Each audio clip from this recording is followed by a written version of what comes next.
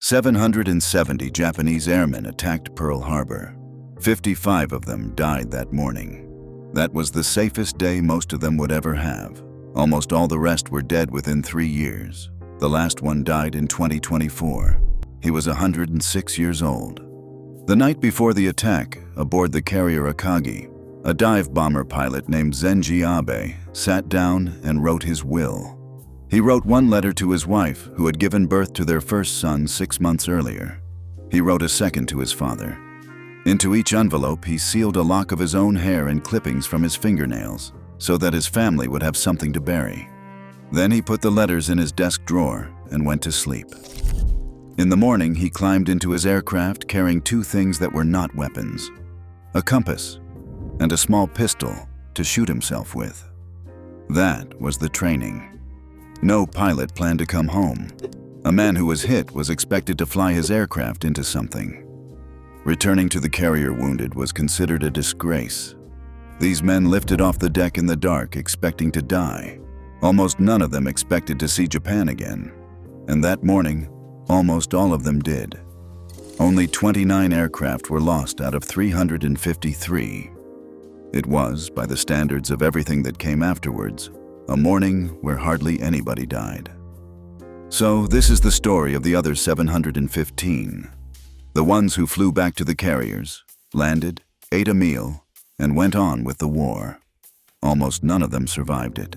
And the ones who did came home to something none of them had prepared for.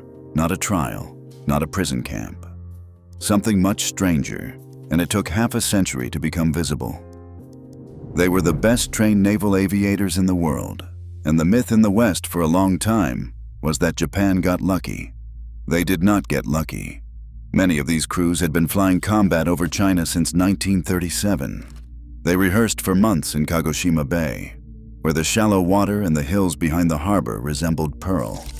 Leading them in the air was Mitsuo Fuchida, a commander of 39 flying a level bomber. Fuchida fired the signal flare over Oahu, and Fuchida's radio operator tapped out the message that told Admiral Yamamoto the Americans had been caught asleep. Tora, Tora, Tora. Behind him came Takeshi Maeda, a torpedo crewman whose radio picked up an American station playing Glenn Miller as he approached the island. He took that as proof nobody down there knew. His target was the battleship West Virginia. His name returns at the end of this story. By the evening of the 7th of December, these men were the most celebrated servicemen in Japan. 6 months later, most of them were dead. The Battle of Midway, in June 1942, is where the Pearl Harbor air groups effectively ceased to exist. 4 of the 6 carriers that had launched the attack were destroyed inside 24 hours. Akagi, Kaga, Soryu, Hiryu. The air crews went into the water, or were still strapped into their aircraft on the flight decks when the American bombs came through. Mitsuo Fuchida should have died there. He was aboard Akagi and he did not fly, because days earlier a surgeon had taken out his appendix in an emergency operation on the ship. When the ship was hit, he broke both ankles escaping down a rope and spent the rest of the war behind a desk. That is the pattern. The survivors of this group are almost all men who survived by accident. Zenji Abe is the clearest case. He flew at Midway, over Guadalcanal, over the Aleutians, and in the Marianas. Then he was stranded on the island of Rota and lived there 15 months eating mice and lizards. When Japan surrendered, he spent a year as an American prisoner on Guam. Almost every man he had trained with was gone, killed at Midway, killed over the Solomons, or sent out at the end on one-way missions. By 1945, Japanese naval aviation was something the men who flew at Pearl Harbor would not have recognized. Under-trained teenagers flying obsolete machines. The most experienced carrier air arm in the world had been spent in 18 months. The war ends. A few dozen of these men are still alive. Here is what happened to them, and it is not what the story usually says. Nothing happened to them. No war crimes tribunal took an interest. Pearl Harbor was a military attack on a military target, and although Japan failed to deliver its declaration of war in time, no aircrew was charged over it. Instead, something worse in its way. Japan simply stopped wanting to know. The country was rebuilding, ashamed, desperate to put the whole thing behind it.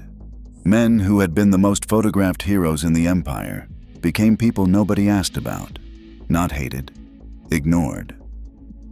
Zenji Abe lost contact with every man he had served with. Mitsuo Fuchida found his way out through religion.